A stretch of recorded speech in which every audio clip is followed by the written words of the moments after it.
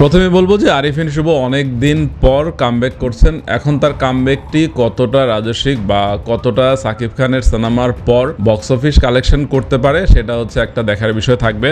এমনিতেই বলা যায় যে নীলচক্রের ট্রেইলার কিন্তু বাংলা সিনেমার হিসাব যদি করি আমার কাছে অনেক ভালো লেগেছে, কারণ এরকম ক্রাইম থ্রিলার সিনেমা কিন্তু বাংলাদেশে খুব একটা দেখা যায় না। গত ঈদেও কিন্তু মোশাররফ করিমের চক্কর নামে একটি সিনেমা এসেছিল, সেখানে আমরা ক্রাইম থ্রিলার সিনেমার একটি ঝলক দেখতে পেয়েছি।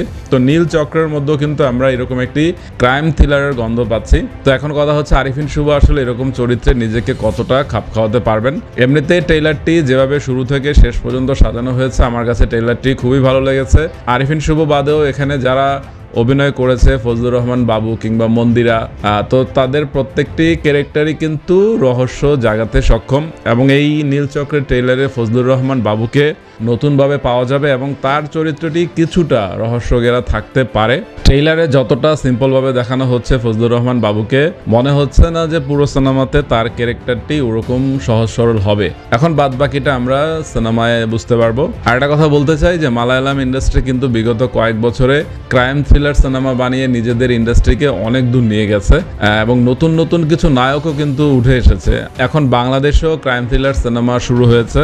তো দেখা যাক যে আরিফিন শুভর নীলচক্র আসলে দর্শককে কতটা থিয়েটারে টেনে নিয়ে আসতে পারে। এমনিতে ক্রাইম থ্রিলার সিনেমা বানানো কিন্তু বেশ কঠিন, কারণ এখানে দর্শককে পুরো সিনেমার প্রথম দৃশ্য থেকে একদম শেষ দৃশ্য পর্যন্ত বসিয়ে রাখতে হবে, এবং তাদের মনে কৌতূহলের ব্যাপারটি যে থাকবে সিনেমায় সেটাও হচ্ছে রিভিল করা যাবে না, যাতে দর্শক শেষ পর্যন্ত সিনেমাটি দেখতে মন চায়। তো ক্রাইম থ্রিলার সিনেমার সবচেয়ে বড় চ্যালেঞ্জ কিন্তু এটাই যে দর্শককে বসিয়ে রাখতে হবে। এখন নীলচক্র দর্শককে কতটা থিয়েটারে বসিয়ে রাখতে হবে সেটা তো প্রশ্ন সাপেক্ষ, কারণ সিনেমায় না দেখলে আমরা বুঝতে পারছি না যে সিনেমা আরিফিন শুভ আসলে কিভাবে সিনেমার চিত্রনাট্যটি সাজিয়েছে। এখন দেখা যাক নীলচক্র আসলে দর্শককে কতটা থিয়েটারে টানতে পারে। এমনিতে শাকিব খানের সাথে সিনেমা মুক্তি পাবে, তো শাকিব খানের সাথে ক্ল্যাশ হচ্ছে, মানে তাণ্ডবের সাথে ক্ল্যাশ হচ্ছে। তো তাণ্ডব কিন্তু পুরো বক্স অফিস বাজিমাত করবে সেটা তো বলাই যায়, কারণ বিগত কয়েক বছরে শাকিব খান নিজেকে যেই জায়গায় নিয়ে যাচ্ছে তাকে ধরাটা প্রায় অসম্ভব, এবং সিঙ্গেল স্ক্রিনে কিন্তু শাকিব খানের একক আধিপত্য থাকবে, শুধুমাত্র মাল্টিপ্লেক্সে থিয়েটার ভাগাভাগি হবে।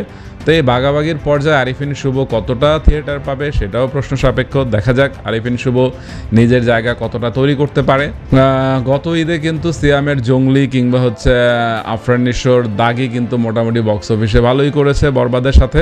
এখন কথা হচ্ছে তাণ্ডবের সাথে নীলচক্র কতটা বক্স অফিসে বাজিমাত করতে পারবে। তো দেখা যাক। এমনিতে নীলচক্রের ট্রেইলার আমার কাছে দারুণ লেগেছে। তো বাদ বাকিটা সিনেমা দেখলে আমরা বলতে পারবো বিস্তারিত। তো আপাতত এটুকুই আশাবাদী যে আরিফিন শুভকে এরকম চরিত্রে আমরা আরও দেখতে চাই। তো আরিফিন শুভর জন্য শুভকামনা থাকবে। তো সবাই ভালো থাকবেন, বাই।